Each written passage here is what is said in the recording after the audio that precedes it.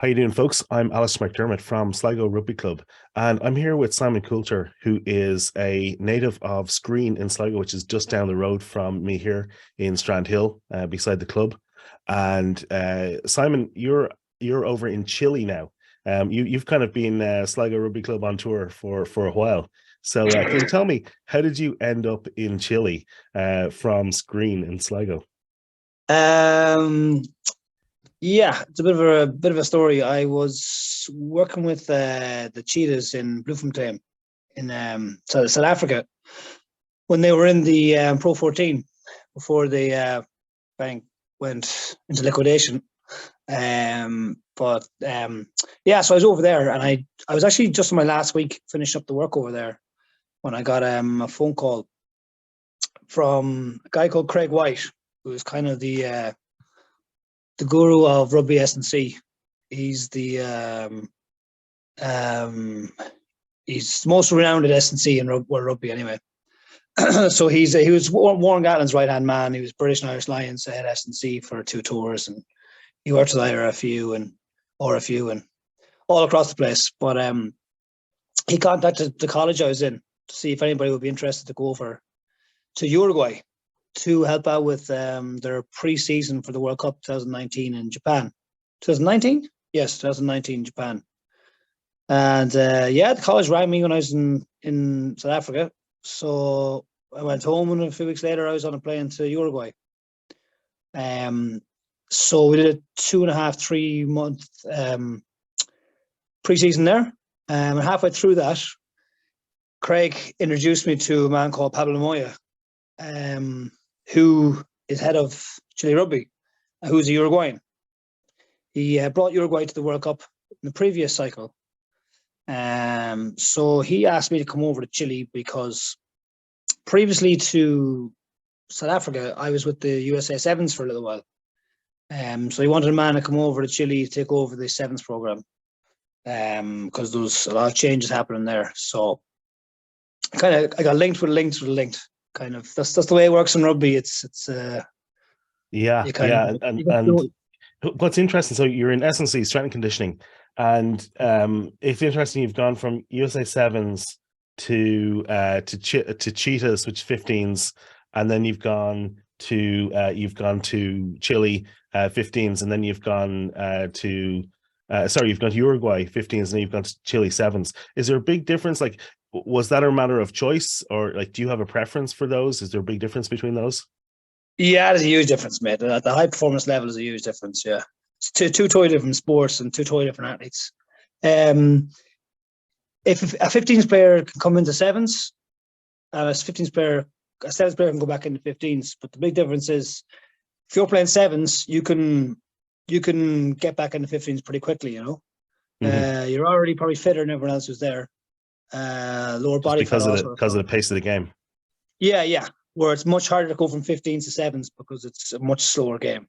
So it's sevens game is 100 miles an hour, all or nothing type thing. So it's for a coaching sense, yeah, it is different. You kind of some things you might let slip with 15s, you can't with sevens. You're pretty much a nutritionist as well, with sevens, because there's a whole time on food and a whole time on. Yeah, is the coaching setup, is it much smaller as well? Because obviously there's less people on the squad. Is the coaching setup Yeah. the same size, or is it much smaller? Yeah, in general, sevens will have one S. It depends on how big of a setup it is, but in general, you'll have one S&C and then maybe an intern. You'll have a head coach, an assistant coach, and a physio. You can get away with 4, and a manager. Sorry, so. Right. Well, if you're in a place that doesn't have as much money, then maybe no manager, or the assistant coach is also the manager. Things like that can happen, Yeah. But for us here, it's the last tour actually was just 2 of us, me and the coach. So Wow. Okay. we Yeah. got So a you pretty. really you're getting a lot of hands on, then you're probably wearing a lot of different hats as well. Yeah, when we it was the last competition of the year. Not really important competition, to be honest. Just development players. So the budget was cut. So we had to get a physio when we were over there, and the head coach had to be the manager because my Spanish isn't that great, so I'm not going to do any management stuff. Are you working on that? Is that something you're trying to improve? I tell you what, mate, my Spanish is still not great, no, because every player over here speaks better English than I do. It's they all go to English-speaking schools where they're taught in English every subject, so their English is so good. You're not really embedded in it, yeah. So what's it like working as a professional coach? Because like it seems like we've just seen Eddie Jones gone and Pivot gone in Wales, in a World Cup year, which is kind of maybe controversial. But I think that when a head coach goes, changes, like the whole ticket changes. The whole backroom staff moves around. Do you feel like you're working at the whim of others, or what's that like? Has that kind of disruption happened to you, or have you been more in control of it? I've seen it. I've seen it. Hasn't happened to me. I've seen it. For example, when I was working with the Cheetahs, the guy who's the head coach of the Cheetahs went to Italy, Franco Smith, and he straight away took some of his staff from the Cheetahs too. So the head S&C for Italy was the head S&C for Cheetahs when I was there. Right. Yeah. So I think another maybe the defense coach as well. So a head coach, if he goes somewhere and if he likes somebody who he's worked with before, he'll just offer them, grab them. So yeah, it can happen. And whoever's already there is out of luck. Yeah. I remember when Pat Lam went to Bristol, the exact same thing with his head S&C, kicked out the other guy and brought over I can't remember his name, but another Kiwi man who was head S&C for Connacht for a few years. Yeah. Went straight over to Bristol. So it can work that way. So it can be advantageous or it can be disadvantaged. Depends what way depends what side you're on. So tell me about what an S&C strength and conditioning coach actually does. Like, are you working every day with the players? Are you working 3 days a week? What does that look like? And are you in the gym with them? Does every player have an individual program, or do you generally have a more kind of general program for them? What does that look like? I suppose in the amateur kind of side of things, S&C is a pretty basic role, as in I'm not trying to take anything away from amateur S&Cs, but what I mean is you basically do the gym, you do every condition you think they need, and you do the warm-up. That's it. Which is enough work in itself. But when you get to high performance, it's completely different. You actually end up kind of end up planning the whole program. So you go from an S&C to a performance coach. So it's more so conversations with the head coach or all the staff really of what they need. So you might have a certain amount of hours per week. It also depends what time of year it is, but it's a certain amount of hours. And it's like, okay, what do they need? What do I need? And you end up planning up everything. You kind of in the logistics of the training, kind of, I suppose. So that would be the first thing an S&C really does. Where I am, they kind of plan out everything. Within you're that, you're looking at GPS logs a lot to see what kind of. You're looking at intensities a lot. You're looking at how much training they're doing and what they're doing in that training. So GPS is a great tool. But if you don't have GPS, you can work off for minutes and from effort. So if you're a smart S&C, you'll have a kind of a training where there's kind of like a high load or what you don't want to make the mistake of is training in the middle the whole time, because you're going to get nowhere. So it's kind of, you need to have really, really, really high and low. So usually for me, the sevens, I do approach it like a high low, day off, high low. And in that, the weeks kind of ramp up towards the competition. The week before, then you completely cut the intensity and the time. So you kind of give the head coach, look, this is what you have, do what you have, you kind of agree what they need to do in that session. So obviously I'm never going to tell them, listen, you need to do 40 minutes of tackling because they can't tackle. Obviously you don't get too much on the technical side of it, but you give them the kind of tools to create their own sessions, if that makes sense. So that's really the first thing is the planning of everything. Then obviously you have your gym session, you have your on pitch, depending on what you want to do. Someday you might do some speed, someday you might be just doing, extra conditioning for players that need it. It all really depends. I suppose that's where individualism comes in. Like you have to assess what they need and kind of go from there. So one thing I'm interested in from the S&C perspective is I know that a few years ago when Ireland bombed out at the World Cup, I think it was 2003 or 2007. Every World Cup. Yeah, well, every World Cup, but in particular, I think we bombed out in a major part because, well, the word coming back was that we were overtrained, and I'm just wondering. No, that's definitely not true. That's the World Cup where I was at the one in New Zealand. I think that was at an Eddie O'Sullivan World Cup. Sorry? I think Eddie O'Sullivan was in charge at that point. Oh, when we had O'Driscoll and Paul Conn. Oh, sorry. I was thinking of the other World Cup where it was completely the defense structure. It was defense structure. It was like. Can you actually see that? Like, if you're looking at a team that's failing, particularly over several games, can you see that? Okay, this looks like an S&C problem, or this looks like a defensive structure problem. Is that something that you can see now after watching the game for so long? Yeah, well, you see, the thing is, when you say it's a defensive problem, is it defense coordination, or is it the players are getting up too slow off the ground to get into the defense coordination?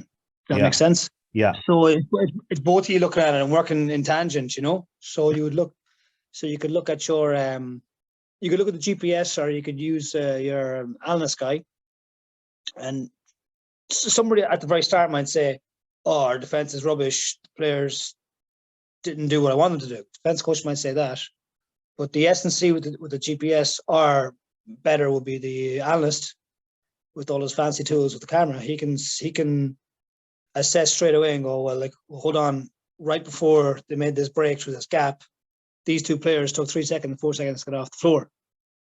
So then it becomes a conditioning issue, or a mental focus to get above the ground issue, not it's not singular. Does that make sense? Yeah, absolutely. Yeah. So that's why it's all in tangent. So it's all, you're all working together in tangent to assess the game. Yeah, and then when you have them in the gym, are you doing the basics? Squat, bench lift, deadlift, that kind of stuff. Is that what you work on? The kind of the basic movements, or is there something else that you do? No, it depends. Well, absolutely none of my players would do a deadlift for a start. Their lower backs would probably give in if I gave them that. So, I'm when you're asked these questions, I'm kind of thinking, to be honest, more 15s than 7s. But with sevens, the gym is much more. It's much more speed, moving the bar. Explosive I don't power. Really care.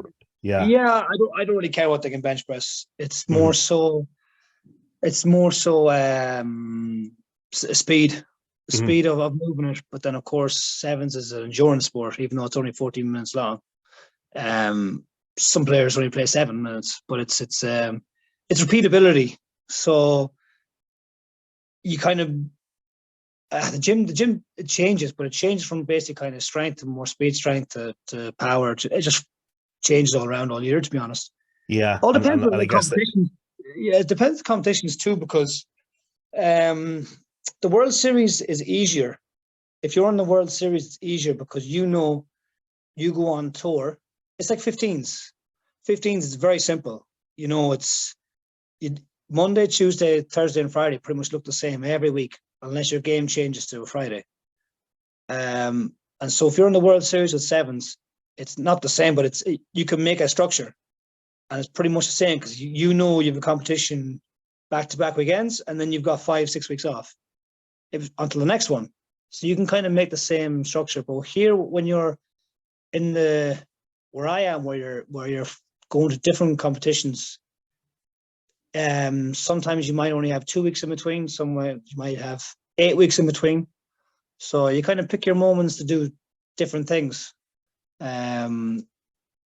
So you just got to plan it differently and kind of look at it the whole time. And And a lot of players will start to lose weight and muscle mass because you're just running the legs off them the whole time. So yeah, you just kind of gotta just assess things the whole time, to be honest.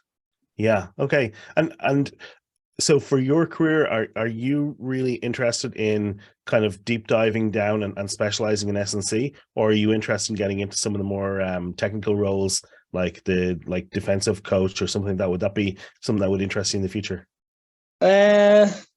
Yeah, it would, but it's next to impossible to get into. It's very difficult to get into that area unless you're an ex-pro who's high up. Like, look at the Alpha 4 provinces, for example. You already know the coaches are because you used to watch them play on the TV. Yeah. Do you know, look at Leinster, Leo Cullen, Contepomi, I know Contepomi is gone, but all these guys, they're all ex-pros, but not just pros, but they're the highest level pros. So those guys are always going to get the nod ahead of anyone else. Doesn't matter what the experience is. If they have the name recognition. Yeah. Yeah, name recognition, absolutely. Yeah. So if you want to go down the route of only being technical coach, the key is probably to do both, is to try and do both, is to try and be the S&C and then also maybe kind of mingle in with a little bit of technical stuff. I have started to do a little bit of skills stuff. But that's so the bit of skill stuff because it's so important in sevens, and sometimes the difference over here to home is basic stuff. Basic errors are not fixed a lot of the time here. So I've kind of landed myself into skills a little bit. Yeah, it's really interesting when you look at basic skills. It seems to be a theme that all of the best teams like Leinster and the All Blacks and Ireland, they focus a lot on the basic skills like ball handling. Even at the top level that they're focusing on that. So I find that interesting. Yeah, it's actually a really big problem. Like that, when you get low, you start to go lower down from those teams. Stuff like set piece, size, all that sort of stuff is more important than skill. And that's where the All Blacks have been better than everyone else for a long time. Like the only team in the world that can outmuscle everybody 90% of the time is South Africa. Everyone else wants to try and do it, like Georgia, Uruguay, Chile. There's so many teams that try and do the outmuscling thing because it's easier to prepare. It's easier to focus on that and tell the guys, listen, you got to get huge in the gym than it is to upskill people, because you got to be a good coach to be able to upskill people in technical issues. Yeah, and that certainly won't work for you at sevens. No, see, again, thinking about 15. Sorry, no, absolutely, no. Sevens is, if you can't catch and pass at full speed, then you're not going to be a good sevens player, unless you're just there solely as a ball carrier. But you're only going to play about 4 or 5 minutes if you do that. So it's the one-on-one tackle is so important in sevens. If you miss a tackle, it's probably a try. It's that simple. So one-on-one tackling is completely different. Where in 15s you got to have a dominant tackle. You got to try and smash somebody, push them back. In sevens, you just got to make sure you get them down in a much wider space. Yeah, it's fascinating. It's fascinating to watch the different, and it is a completely different game. But I just want to give a shout out to one of our own, Hubert Kilvary. I don't know if you know, he was over in Dubai last weekend. Yeah, I saw that. Yeah, he was playing for the Ireland Invitational squad, and great to see somebody. I know, were you playing with Hubert, or was he before your time? I know you played with a lot of the current squad. No, I haven't played for Sligo in quite a while. Well, I was home a few years ago. I was out training just for a laugh. Might have saw you were there a few times, but no, I never played with you. You've played with some of the current squad, like you played with Cuba, you've played with some of the Feelings. Yeah. You played with Cal Goddard, yeah? Yeah, Cal, yeah. Who's that's there? And the Gavin. Jimmy O'Hare. She's a Cali his name. There's a few boys there, but a lot of those heads I wouldn't really know now as well. Young guys come through. What position were you playing when you were here in Sligo? Flanker. Right. So it's been a few years. Things change quickly. You know, you leave for a few years and come back and the faces are all different. That's the way it works. Yeah. Yeah, well, the lads are going well. They're on a 3 in a row streak now. So they've had after a couple of unlucky last minute losses or draws, they've now had a good run. So hopefully they'll, if we get a game this weekend, if the weather isn't too cold, hopefully we will have 4 in a row coming into Christmas. So that would be nice. Yeah, it'd be nice right before the break. Is the conditions quite bad at home?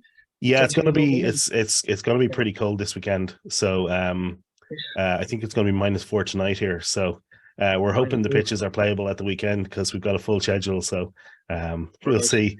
It's pretty exposed. Hamilton Park is on the coast, so it's pretty exposed where it is. Many a cold night there. Yeah, that's good to hear. The boys are.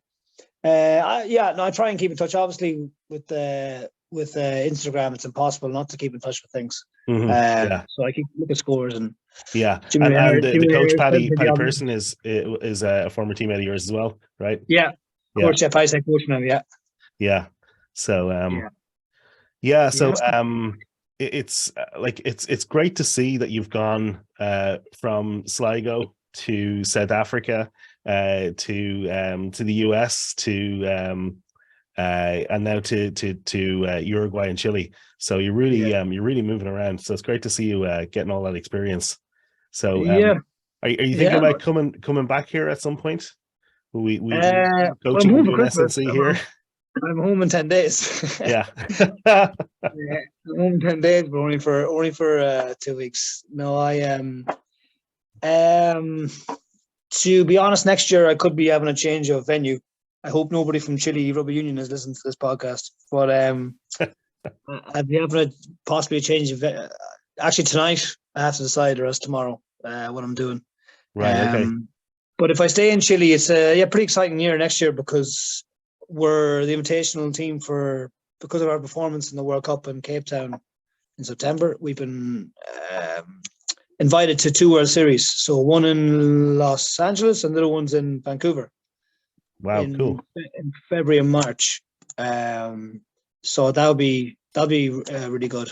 And then we have the Olympic qualifier in August. Olympic qualifier, and then the Pan American Games here actually held here in Chile in October. Mm-hmm. So the Pan Americans are huge. So basically the Olympics for the Americas, you know. It's a big event. So I think it's every 4 years, same as the Olympics. Yeah. So it's in Chile here in September. So if I'm here next year, it's quite a big year. And then obviously the 15s are in the World Cup. I'm still a little bit involved with 15s. I do the return to play for all the injuries for all the squads. Is there a lot of crossover between the organizations? It's not like a completely separate. No. It was, but when I came is when I was joined. Right. Okay. Yeah. So I'll have 2 or 3 guys are injured with 7s and 4 or 5 guys were injured with 15s. So I look after them as well. So that's kind of my other role here as well. Mm-hmm. Well, I'm actually over the centres as well, the youth as well. Right. Okay. So you really are wearing a lot of different hats. Yeah. A lot of work for not a lot of money, but that's the other issue with the kind of the in professional sports, the high profile guys can make a lot of money, but once you go down the ticket a little bit, it's not quite as glam. Yeah, exactly. So getting back to your question, I'll be probably moving on for next year. Yeah. But I've already got a message from St. Pat's asking me to do the preseason. So right. They've already shotgun me. Change the sports completely. Yeah, no. I'm friends with some of the lads that are playing. I'm from there, so yeah. They were jokingly asked me to come back for February, but no, I'll be I'll be gone again after 2 weeks, but we're good to get home. I don't know if it's a town versus country game this year, but I'll definitely be out of the club at some stage. Yeah, I look forward to seeing down the club and buy you a pint. Yeah, good man. That sounds like a plan. So, well, Simon, thank you so much for taking the time. I really appreciate you coming on. It's really interesting to see, people going traveling with rugby and doing that. So best of luck with your newest decision that you're going to make. I hope that goes well. I will follow up with you to find out what you've decided to do. And this podcast won't go out immediately, so I'll add a note in the show notes wherever people see this to say what you did. Okay. Okay. Awesome. Any message for the lads who are on the team here? No. Well, I suppose I'll see them all for a pint on across the days of Christmas. I'm sure I'll bump into every one of them. But awesome. I'll bump into them. But yeah, no, look, it's great that Sligo are where they are. It's in the IL where we should be. So Sligo's always had the problem of keeping talent there, from universities and blah blah blah, all the usual reasons. But they always keep on flying the flag, don't they? So it's good to see. Hopefully they can get on more streaks and get in the top 4 and compete. That's the big thing. They're only a couple of points off top 4 now. I think 2 points off the top 4, which is a great place to be. So hopefully, we'll take them up. And after Christmas, there's a lot of teams that they have 2 halves. They can play. Yeah. They can do after Christmas. It's going to be totally different. So, so I'll be keeping an eye on them to see what the crack there is. Exactly. But yeah, wish them the best anyway. All right. Well, Simon Coulter from Chilean Rugby at the moment. Thank you so much for coming on and chatting. No problem at all. It's good to talk to you.